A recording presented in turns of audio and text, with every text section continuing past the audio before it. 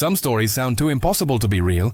Cursed weddings, deadly coincidences, forgotten fathers, and men who survived the impossible. Yet history is full of mysteries that defy explanation. Tonight, we'll uncover the strangest true events that will leave you questioning fate itself. The Cursed Royal Wedding. The marriage of Prince Amado of Savoy and Maria Victoria dal Poto is remembered as one of the most cursed royal weddings in history. From the very beginning, things went terribly wrong. As the procession left the palace toward the church, a colonel on horseback led the way. But the heat was unbearable, and he collapsed and died from sunstroke. Someone else quickly replaced him, and the procession continued. When they reached the palace gates, they wouldn't open. It turned out the gatekeeper had suddenly died. Despite these ominous signs, the wedding went on. After the ceremony, the group traveled to the train station for the bridal train.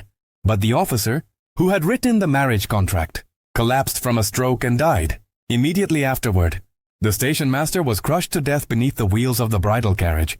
On the way back, yet another disaster struck. The Count of Castiglione, riding his horse beside the carriage, was pulled under its wheels and killed. The goalkeeper interview. In February 2015, an interview with a former goalkeeper went viral.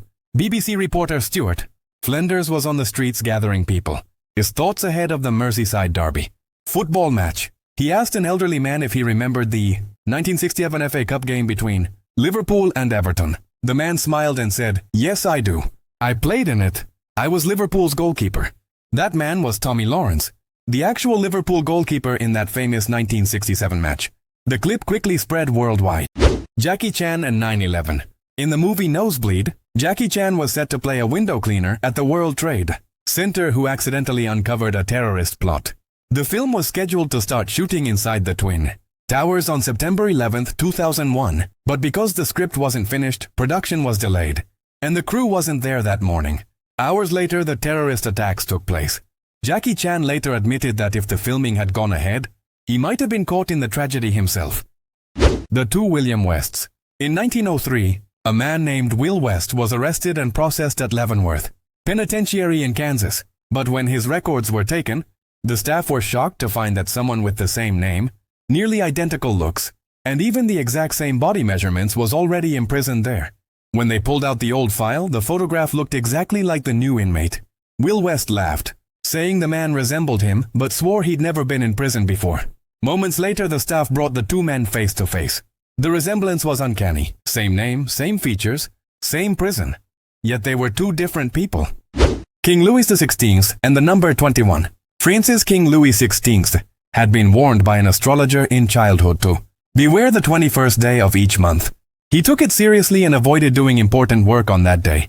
Yet during the French Revolution, he chose to escape Paris on June 21, 1791, a date he had feared all his life.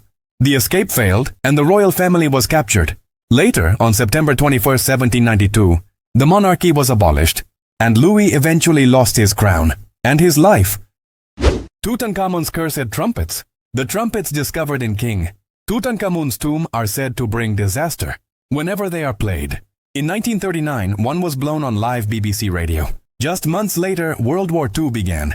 In 1967, another performance was followed days later by the Six-Day War. In 1990, one trumpet was played again, and soon after, the Gulf War erupted. Then, in 2011, the trumpet was sounded once more, and within days, the Egyptian Revolution broke out. Though scientists reject any link, the pattern is eerie. Today, the instruments are locked away in Cairo's Egyptian Museum, unlikely ever to be played again.